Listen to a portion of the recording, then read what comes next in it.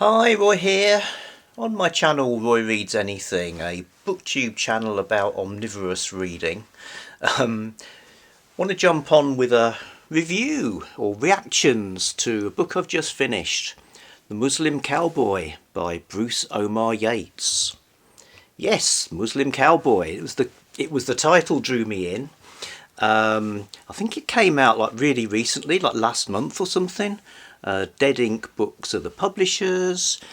So what's it all about?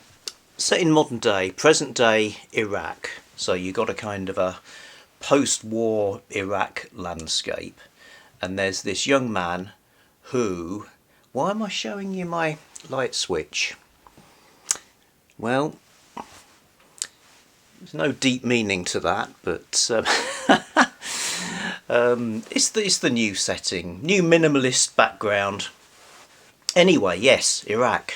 So there's a young man who is obsessed with westerns, and he's adopted a kind of western hero type persona. So he's riding around on his camel, Hosty, who is pretty much a character as well, and sort of scavenging in the ruins. It's like the landscape not only resembles some of the sort of badlands of many traditional westerns, but also of sort of post-apocalyptic tales.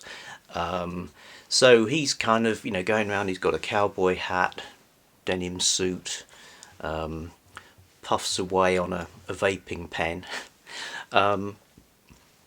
And he finds a young girl, like a child, who has been orphaned and ends up looking after her. So basically it's a story of how he can look after her, even though to start with he wants to basically get rid of her because he doesn't want the responsibility. And it's brilliant. I mean, I really enjoyed it. Quite a quick read.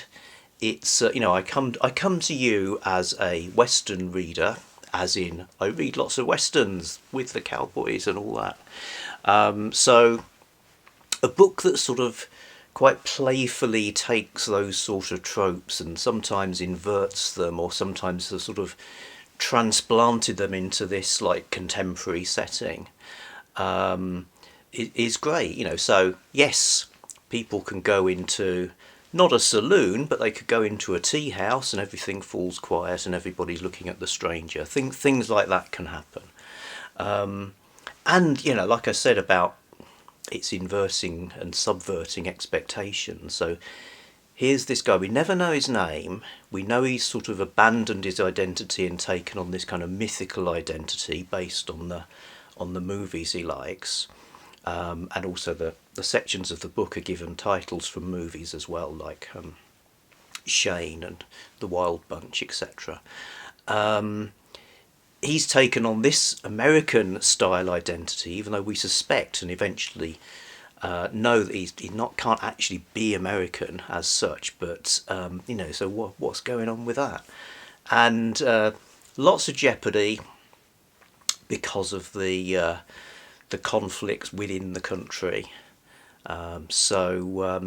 It works. It's an adventure story. Some of it's quite funny. A lot of it's very beautiful and touching. The language is amazing. And what else do I need to say? I suppose looking at it as a western, it's probably more at the Cormac McCarthy end of the spectrum than, say, the Zane Grey, Max Brand end of the spectrum. And I think the book it most closely resembles, perhaps in sort of tone, would be True Grit. So really like that. Omar Yates, Dead Ink Books, and it's his first novel. I bought it on Kindle, also for reasons. Bought a physical copy that came like this from the publishers, wrapped up. You've got to admire a publisher that's got branded sort of washi tape to put their packages together. And I was just going to rip it open so I could be waving the book at you, and I thought, well, it's a bit too nice for that. So because I've read it, I've still got it on Kindle, I will give this away to one of my beloved subscribers who wants it. So if you want some of this Muslim cowboy action, hit me up, and first come first served, I'll bung it in the post.